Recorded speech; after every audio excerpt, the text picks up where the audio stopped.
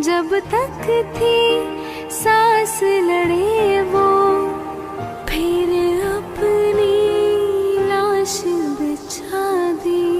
संगीन पे धर कर माथा सो गए अमर बलिदानी, जो शहीद हुए हैं उनकी जरा याद करो कुर्बानी।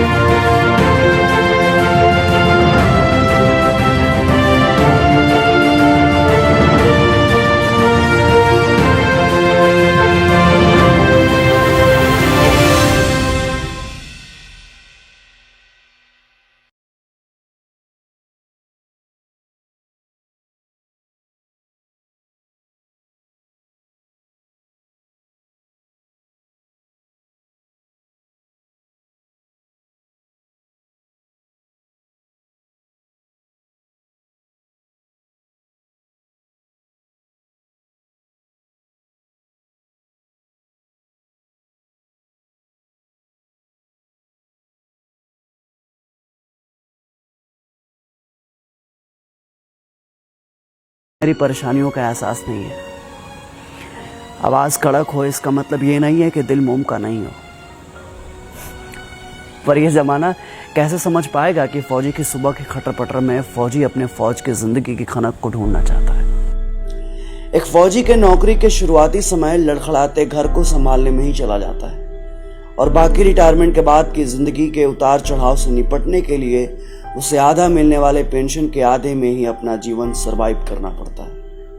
बाहुबलियों के जोर जबरदस्ती और कोर्ट कचहरी के चक्कर लगाते उन फौजियों की कहानियां ये चीख चीख कर कहती है इस सादगी और ईमानदारी के नाम पर फौजियों के साथ कितना छल हुआ है। अनुशासन में स्थिर रहने वाले फौजी जब घर आते हैं तो वो शायद ये भूल जाते हैं कि जमाने की रफ्तार में लोगों की टेंडेंसी में कितना बदलाव आ गया है और इसलिए परेड में लेफ्ट राइट करने वाले फौजी भाई लोग किसी भी गलत चीज के साथ लेफ्ट राइट नहीं कर पाते और शायद इसलिए समाज उन्हें पागल कहता है।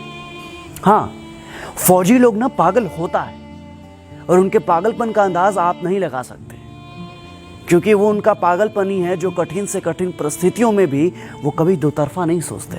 और ये पागलपन और जुनून चाहिए एक फौजी को, क्योंकि सियाचिन, द्रास और कार्निक जैसे जगहों पर आम इंसान नहीं बल्कि एक जुनूनी फौजी ही सरवाइव कर पाता है। लोग कहते हैं कि फौजियों का दिमाग घुटने में होता है। हाँ, आप सही सुन रहे हैं, फौजियों का दिमाग ना घुटने में ही होता है, क्योंकि तभी तो फौजी दुश्मनों के सामने घुटने नहीं टेकते। और एक बात और, ज्यादा दिमाग वाले लोग ना सिर्फ मच्छरदानी ही संभाल सकते हैं, दुश्मन का मोर्चा नहीं। फौजियों के पास दिमाग नहीं होता तभी तो वो -30 डिग्री सेल्सियस पर भी प्लस माइनस नहीं सोचते। एसी में रहकर जैसलमेर की गर्मी आप नहीं समझ पाएंगे साहब, और आप दिमाग की बात करते हैं। फौजी की जिंदगी में अनुशासन, ईमानदारी और अपने खून पसीने की कमाई का आत्मसम्मान उसके अंदर